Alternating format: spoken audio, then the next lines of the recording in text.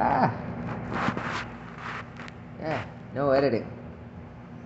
This is an unedited rant. First one I've actually done in ages.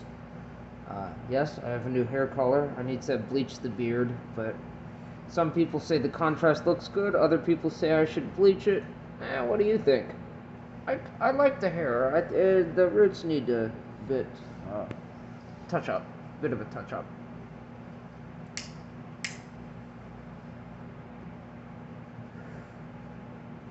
Here we go. Similar concept, I guess, to the single cigarette rants that I used to do that were cringe as fuck. I'm gonna be cringe again. High talks, I guess. Do I even need to name it? Do I? Or was that just something that I did in the past to differentiate stuff? I don't know. Maybe I won't. But as you can probably tell by the title of this video, I haven't exactly titled it yet. But this is going to be the first in a series of rants on what I think of the American political system, America in general. You know, I don't entirely hate it. The people are nice. I've been around the country. The people are nice, generally. They're very empathetic. They're very nice. They're very kind people. A lot of them, anyway. Especially down here in the South. Southern hospitality is real. It is, and for anybody that hasn't seen it, it's mind blowing. It really is. People will go hard for you without knowing your name. And it's wild.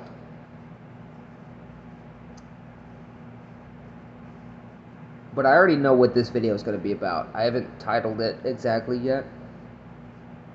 It's going to be about American foreign policy. Specifically,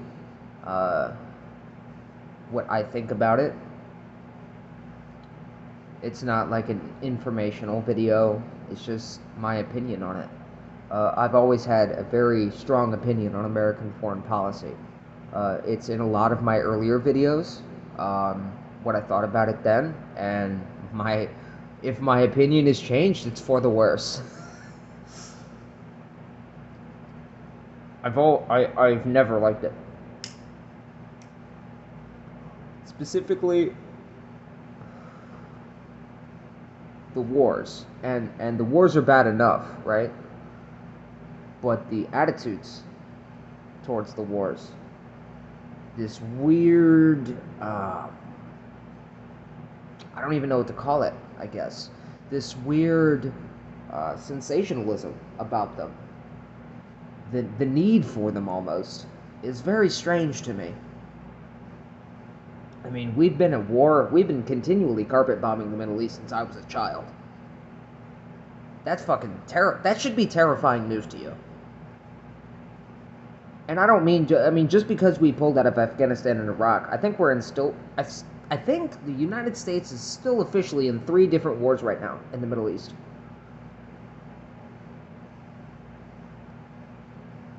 At one point, we were in 7 simultaneously. This wasn't like spread out wars. No, we have been in 7 simultaneous wars in the Middle East. We've been carpet bombing for 20 years, half of Northern Africa. But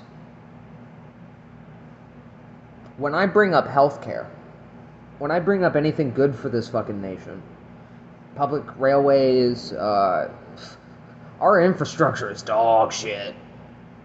Like, it's constantly failing and has been since, I want to say, the Bush Jr. era, at the very least, since I was a kid. I remember seeing really bad reports about American infrastructure. It's bad.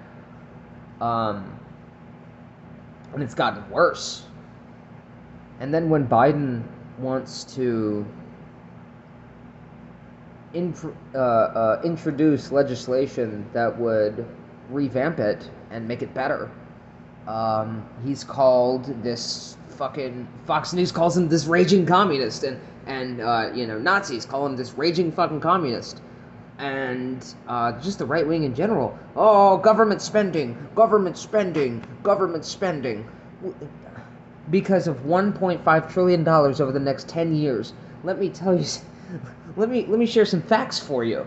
Okay, we spent to date and counting, we have spent $7 trillion in 20 years in the Middle East. Actually, no, I believe it was just Iraq and Afghanistan. We spent $7 trillion in two countries, bombing the fuck out of them. I might be wrong on that. It might be for the whole Middle East. Might be remembering that wrong. But that's that's $6 trillion more dollars in twice the time it would take to spend $1 trillion revamping our shit.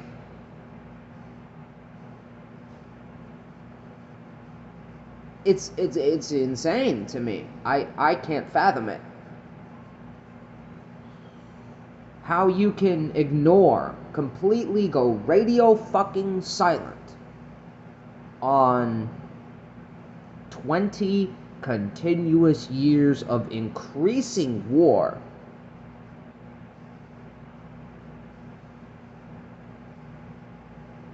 Or just like make a passing comment or two saying, oh, war bad, ooh woo. And then complain when we want to spend, when my side wants to fucking spend $1 trillion revamping our infrastructure. And that's the cheap option.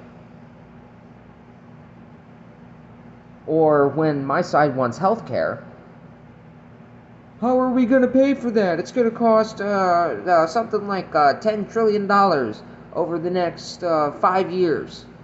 Yeah, that's a lot of money. It is a lot of money. But here's the thing. We bought this little jet, and it's admittedly awesome. It's an awesome piece of technology. It's basically a flying supercomputer that can look like a fucking falling leaf. The F-22, awesome jet. But we bought like 200 of them, just south of 200 of them. And just to buy the things, this does not count repairs or maintenance or upgrades, anything. It's just the weapons, the multi-million-dollar fucking missiles that go on this fucking thing. Just to buy the plane, just to buy the chassis, is $200 million. We bought 200 of them. Along with the weapons, the avionics system, those thrust vectoring jets that are admittedly cool as fuck. But we developed these jets or we started producing them anyway, when Bush was in office. 25 years ago. And now we are spending even more money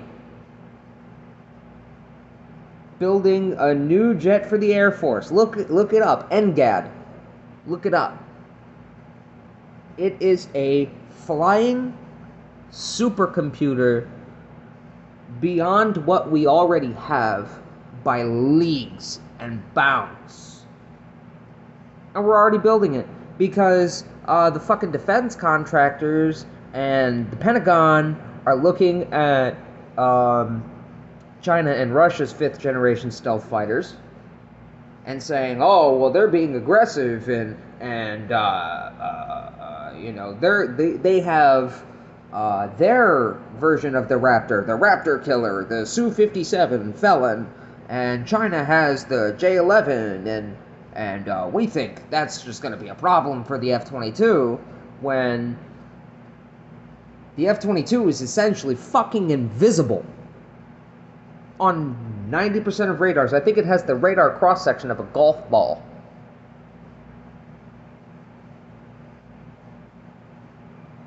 That's not going to be picked up by enemy planes. It's the stealthiest thing in the sky. And that's just what we know about it. That's not counting the declassified shit, where I'm just going to make a prediction. When it finally gets declassified, I guarantee you the Raptor can go Mach 2 without afterburner. And now we're planning on replacing it and spending even more fucking money on an even more advanced jet. And what did we build this jet to do? Bomb people hiding in caves. An F-15 can do that. An F-4 could do it. Maybe not with modern SAM sights, but an F-15C can go up in the air and bomb the shit out of those radar systems. And then an F-4 could come in and bomb these people in the fucking caves. We have shit in the 60s that's capable of doing this. And now we need to spend another fucking hundreds of trillions of, or hundreds of billions of fucking dollars on this new system,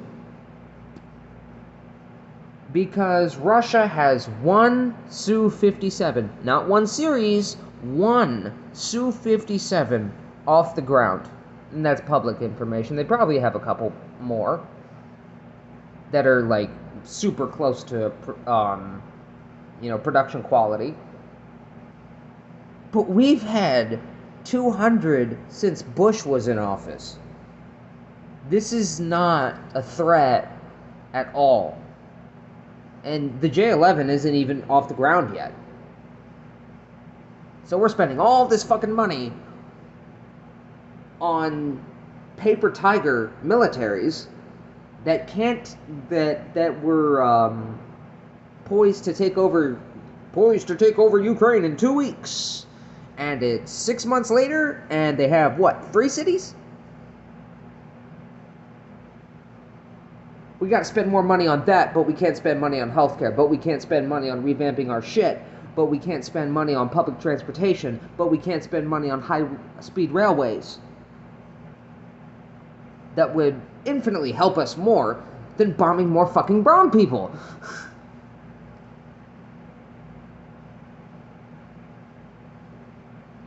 And people went silent on this for 20 fucking years. But once it's something good for the country, how are we gonna pay for it?